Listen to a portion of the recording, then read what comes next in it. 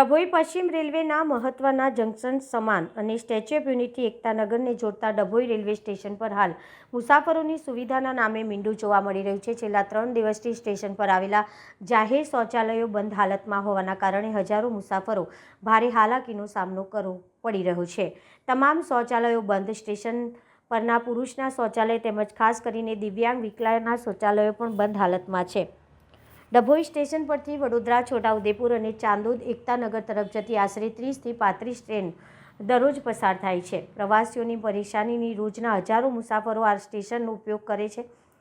શૌચાલય બંધ હોવાથી મહિલાઓ, બાળકો અને વૃદ્ધોની સ્થિતિ અત્યંત દયનીય બની છે।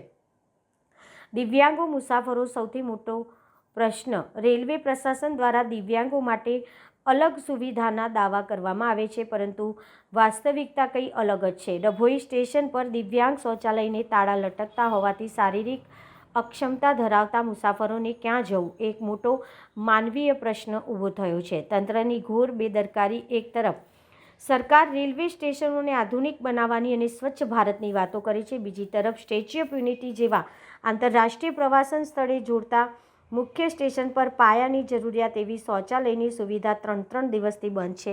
મુસાફરોની માંગ છે કે રેલવે સત્તાધીશો તાત્કાલિક આ બાબતે જાગે અને શૌચાલયો ફરી કાર્યરત કરાવે। આ સમસ્યાના કારણે પ્રવાસીઓમાં રોષ જોવા મળી રહ્યો છે અને જો વહેલી તકે ઉકેલ નહીં આવે તો મુસાફરો દ્વારા ઉગ્ર રજૂઆત પણ શક્યતા છે।